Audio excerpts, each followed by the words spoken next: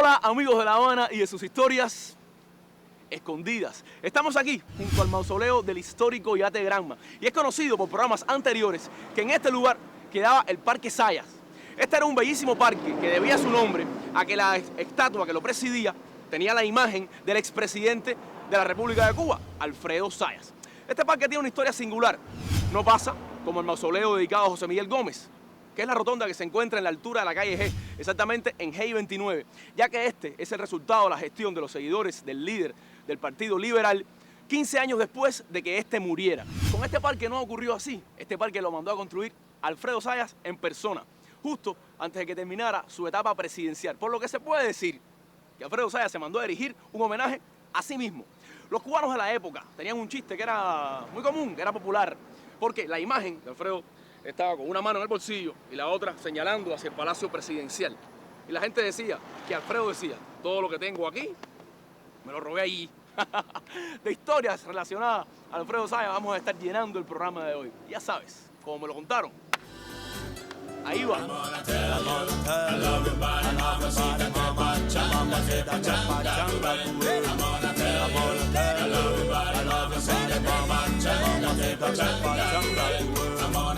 La presidencia de Alfredo Zayas estuvo caracterizada por una marcada corrupción política. Aunque bueno, no se puede asegurar que con él en el poder es que comenzaran a corromperse realmente los políticos en Cuba. Era conocido por varios apodos. El chino, le decían, pues su cara dejaba ver rasgos típicos de los habitantes de esa gran nación asiática. Y porque además el hombre tenía una paciencia y una ecuanimidad típica de los chinos. También le decían el pesetero, pues con tal de coger cualquier cosa, se conformaba con lo que fuera en un negocio. Pero antes de seguir hablándote sobre su gestión presidencial, quiero contarte cómo fue evolucionando en política hasta convertirse en el mandatario de Cuba. El hombre nació en La Habana, exactamente en El Cerro, el 21 de septiembre de 1861. Su padre fue el continuador de la obra de Luz y Caballero en el Colegio El Salvador y allí estudió el niño Zayas.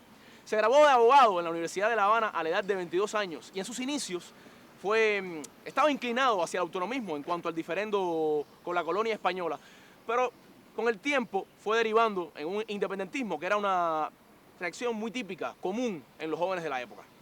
En la Manigua Mambisa el hombre nunca estuvo, pues al estallar la guerra del 95 fue deportado hacia las cárceles españolas que se encontraban en África y no regresó a La Habana hasta tiempos de la primera intervención norteamericana, intervención que aprovechó muy bien, pues gracias a su profesión de abogado y sus grandes dotes oratorias pudo abrirse paso sin problemas dentro de la vida pública cubana. El hombre ya se le veía como secretario de la Convención Constituyente en 1901, llegó a ser alcalde de La Habana y con el tiempo presidente del Senado en 1905. Hasta ese momento su carrera política iba a viento en popa y a toda vela, pero, señores, se le acabó el viento. Se le acabó el viento y la cosa se le complicó y eso te lo voy a contar en otro lugar. Sígueme.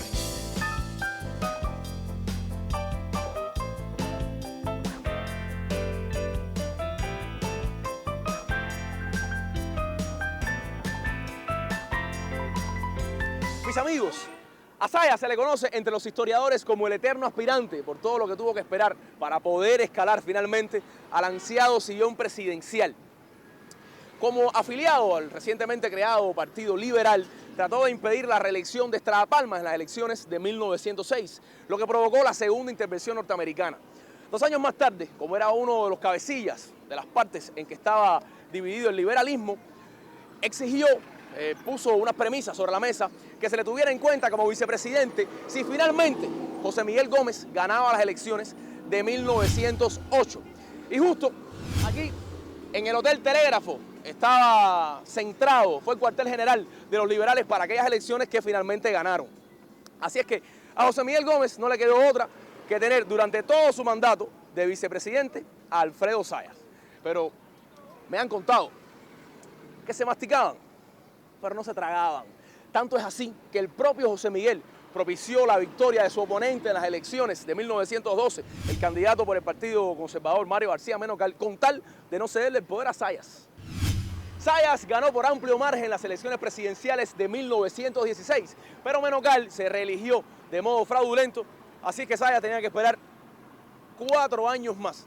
Mis amigos, el diferendo con José Miguel Gómez y Zayas era tan grande que me han contado que Zayas renunció al Partido Liberal, fundó el Partido Popular y posteriormente se alió con los conservadores de Menocal para finalmente ganarle las elecciones a José Miguel. Este último, indignado, se fue hacia los Estados Unidos a protestar y ahí lo único que sacó fue una pulmonía, que lo trajeron de vuelta a La Habana forrado en roble y listo para ser enterrado.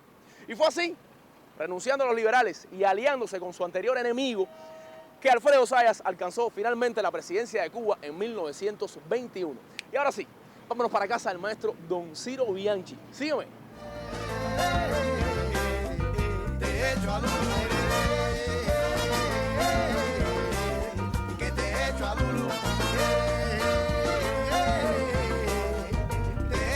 Don Ciro Bianchi. ¿Qué tal? Sí, amigo.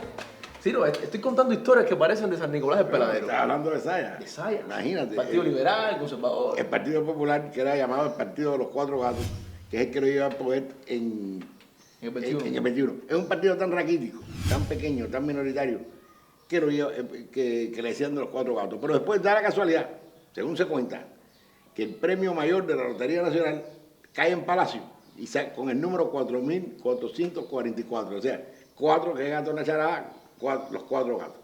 El problema de Zayas es que Zayas se hace una alianza, una coalición con Menocal, que es su enemigo, ¿no? Es su enemigo político, porque Menocal es conservador, pero hace una alianza con él y crean lo que se llama la Liga Nacional, una coalición llamada la Liga Nacional que lleva a Zayas al poder. ¿Cuál era el clic de esto? Que 4 años después, Zayas le facilitaba el triunfo, desde el poder le facilitaba el triunfo a Menocal. 4 años después, Zayas quiso reelegirse, pero Menocal le ganó la asamblea postulatoria. Y entonces, con tal de no darle el poder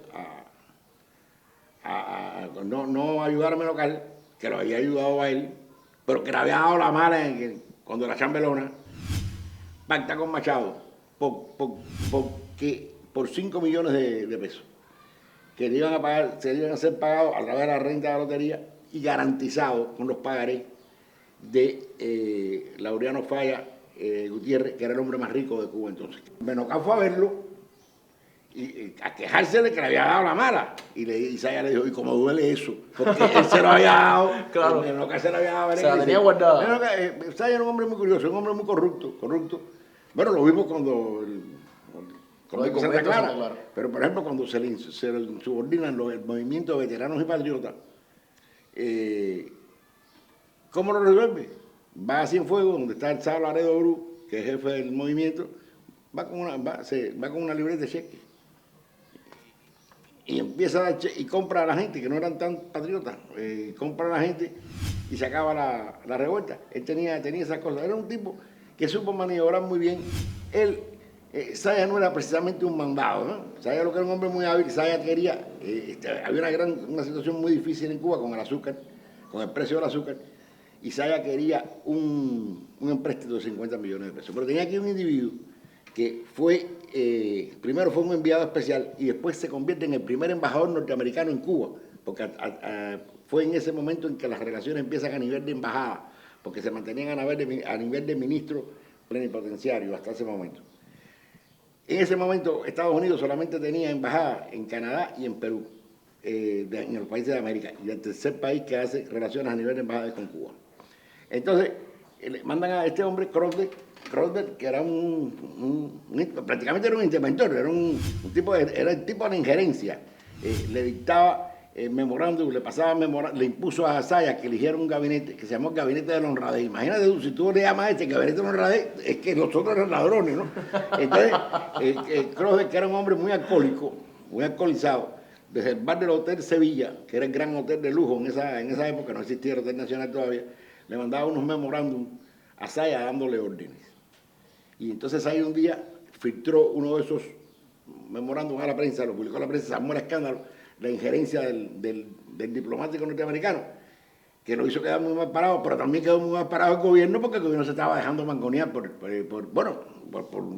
Washington.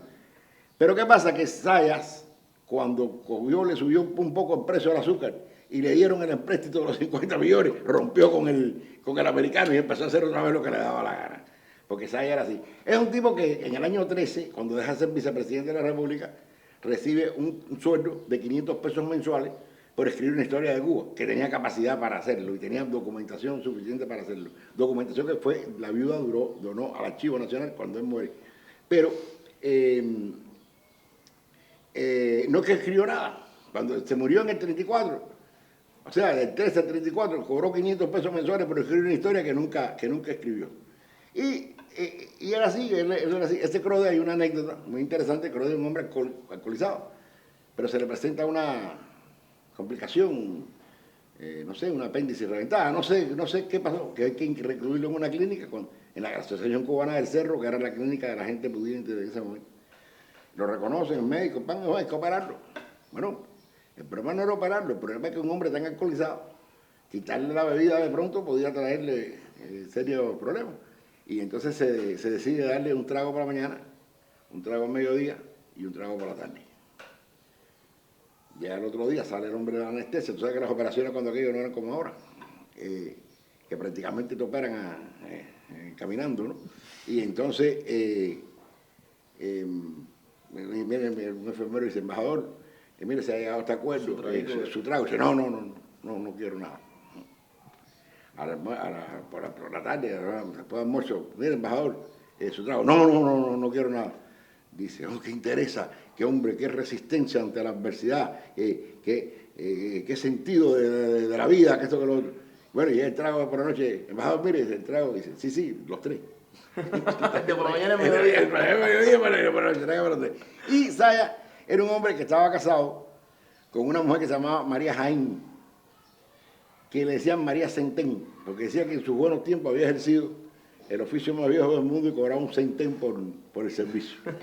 Y entonces, pero ciertamente Saya era un hombre que era, ella lo arañaba.